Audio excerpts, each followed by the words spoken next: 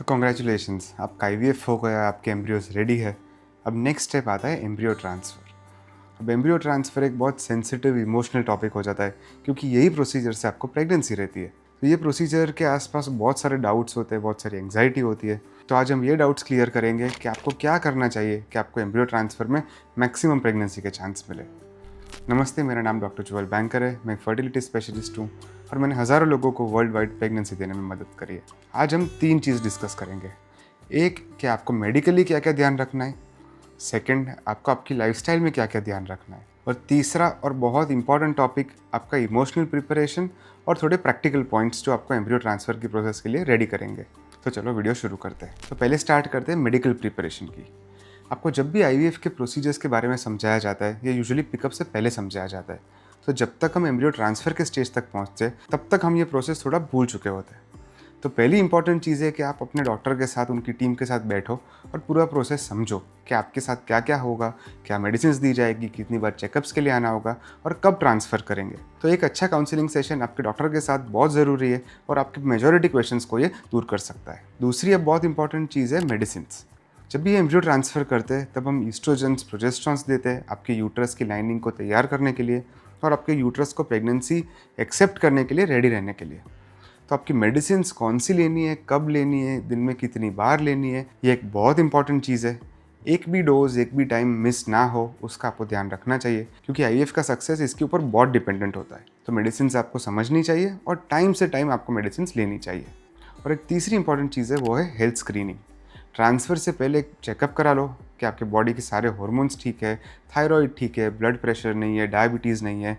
हमें नहीं चाहिए कि आपको प्रेगनेंसी रहे और उसके बाद हमें पता चले कि आपको ये सारी कंडीशंस थी, क्योंकि कई कंडीशंस आपके लिए हार्मफुल हो सकती है, कई कंडीशंस आपके बेबी के लिए हार्मफुल हो सकती है। तो एक अच्छा स्क्रीनिंग करा लो, ज़रूरत लगे तो मेडिसिन स्टार्ट कर दो कि आप अच्छी हेल्थ में हो एक प्रेगनेंसी कैरी करने के लिए। तो ये 3 इंपॉर्टेंट चीज़ें हैं मेडिकल पॉइंट ऑफ व्यू जो आपको ध्यान रखने चाहिए। अब दूसरी चीज़ है लाइफस्टाइल प्रिपरेशन। आप लाइफस्टाइल में क्या क्या कर सकते हो जिससे आप प्रेगनेंसी के चांस अच्छे रहे। नंबर 1 है एक healthy, balanced homemade diet and good hydration. एक अच्छा डाइट अपनाओ जिसमें good source of proteins, carbs, fats हो, माइक्रो न्यूट्रिएंट्स हो कि आपकी सारी डेफिशिएंसीज कवर हो जाए। और एम्ब्रियो ट्रांसफ़र के लिए हम जब भी हार्मोन्स देते, ये सारे हार्मोन्स से आपको डिहाइड्रेशन, नौशिया, ब्लोटिंग हो सकता है। तो आपको at least 3 litres fluid in winter and 3.5 litres fluid in summer लेना चाहिए, जिससे आपको ये सारे साइड इफ़ेक्ट्स कम हो। तो एक अच्छा होममेड बैलेंस डाइट और गुड हाइड्रेशन। सेकेंड इंपॉर्टेंट चीज़ है एक एक्टिव लाइफस्टाइल। कई लोगों को लगता है कि आईवीएफ में बेड रेस्ट करना पड़ता है, पर यह चीज़ ज़रा भी सही नहीं है। अगर आप एक्टिव लाइफस्टाइल अपनाओ, जैसे कि थोड़ी एक्सरसाइज करो, वॉकिंग करो, योगा करो, स्ट्रेचिंग करो, ये सारी चीज़ें आपके स्ट्रेस लेवल्स कंट्रोल में रखती है, आपकी हार्मोन प्रोफाइल को अच्छी करती है और आपकी बॉडी में एक पॉजिटिव एनवायरनमेंट क्रिएट होता है। तो ये सारी चीज़ें आपके ट्रांसफ़र के बाद प्रेगनेंसी में हेल्प करेगी। और नंबर 3, बहुत important, avoid alcohol and smoking. थोड़ा भी अल्कोहल या स्मोकिंग नहीं करना चाहिए, इवन सोशली भी नहीं करना चाहिए, क्योंकि बहुत सारी स्टडीज़ है हमारे पास जो हमें बताती है कि अल्कोहल में बेबी में प्रॉब्लम्स आने के चांस बढ़ जाते हैं और स्मोकिंग में प्रेगनेंसी रहने के चांस कम हो जाते हैं और एबॉर्शंस का रिस्क भी बढ़ जाता है। तो अल्कोहल और स्मोकिंग को आपको बंद कर देना चाहिए और साथ साथ कैफ़ीन को थोड़ा लिमिट में कर देना चाहिए।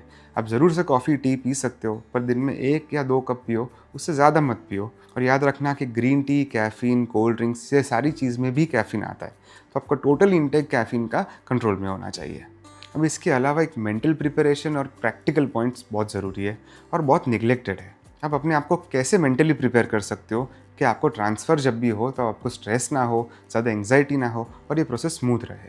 तो अब इसके लिए एक चीज़ जो बहुत ज़रूरी है वो है स्ट्रेस मैनेजमेंट। ये कैसे हो सकता है? या तो ब्रीदिंग एक्सरसाइजेस करो, योगा करो, प्राणायाम करो, ग्रुप सेशंस में जाओ। कई क्लिनिक्स में काउंसलिंग सेशंस भी होते हैं, तो काउंसलिंग सेशंस अटेंड करो, ग्रुप सेशंस अटेंड करो कि सारे डाउट्स आपके क्लियर हो जाए और आप जब भी ट्रांसफ़र के लिए जाओ तब आपको पता हो आपके साथ क्या होने वाला है। अब इसके साथ एक अच्छा सपोर्ट सिस्टम, अच्छा काउंसलिंग सेशन और अच्छा कम्युनिकेशन, ये बहुत ज़रूरी है। अपने पार्टनर के साथ, फ्रेंड्स के साथ, फैमिली के साथ आपको शेयर करना चाहिए कि आपके माइंड में क्या चल रहा है, तो ये सारे लोग आपको हेल्प कर सके, एक पॉजिटिव एनवायरनमेंट दे सके। आईवीएफ में हर एक एम्ब्रियो ट्रांसफ़र में प्रेगनेंसी नहीं रहती, तो आपको मेंटली ये स्ट्रांग रहना चाहिए कि अगर प्रेगनेंसी ना रहे तो आप बहुत ज़्यादा डिप्रेस ना हो जाओ। कई पेशेंट्स जब एम्ब्रियो ट्रांसफ़र के लिए जाते हैं तब उनको लगता है कि नहीं, अब तो मुझे प्रेगनेंसी रह ही जाने वाली है। आई नो ये होप अच्छी चीज़ है, बट प्रैक्टिकली सारे एम्ब्रियोज आपको प्रेगनेंसी नहीं देंगे। तो आपको प्रिपेयर रहना ही चाहिए कि अगर प्रेगनेंसी ना रहे तो बहुत ज़्यादा स्ट्रेस ना लो, बहुत ज़्यादा डिप्रेस ना हो जाओ और अगले महीने एक दूसरा अटेम्प्ट ले लो। तो एक अच्छा स्ट्रॉन्ग सपोर्ट सिस्टम और काउंसलिंग सेशन ज़रूरी है। अब ये सारी चीज़ें फॉलो करने के बाद आपको अपना एम्ब्रियो ट्रांसफ़र का डे प्लान करना चाहिए। जब भी आपका चेकअप्स होते हैं, आपकी सोनोग्राफीज़ होती है और आपका ट्रांसफ़र की डेट डिसाइड की जाती है, तब आपको आपके डॉक्टर थोड़े घंटे के लिए क्लिनिक बुलाएंगे ये प्रोसीजर के लिए। तो उस दिन क्या होने वाला है, आपको पानी पी के आना है, खाए बिना आना है, ये सारी चीज़ें आपको पहले से ही डिस्कस करनी चाहिए कि उस दिन आपको कुछ नया ना लगे, उस दिन खाली एंग्जाइटी ना हो। तो ये सारी चीज़ें हैं जो बहुत ज़रूरी है एक सक्सेसफुल एम्ब्रियो ट्रांसफ़र और एक सक्सेसफुल प्रेगनेंसी के लिए। आशा करता हूँ कि ये वीडियो आपके लिए हेल्पफुल रही हो। जो सारी चीज़ें आपको समझनी थी, ये सारे टॉपिक्स आपके कवर हो गए हो। मुझे कमेंट्स में ज़रूर से बताइएगा कि क्या आपको ये वीडियो हेल्पफुल लगी, आपके एम्ब्रियो ट्रांसफ़र के बाद रिजल्ट क्या आया, और अगर ऐसे कोई भी टॉपिक्स है जो आप मुझसे कवर करना चाहते हो तो ज़रूर से बताइएगा। वीडियो देखने के लिए धन्यवाद। मेरा नाम डॉक्टर जोएल बैंकर है और ऑल द बेस्ट।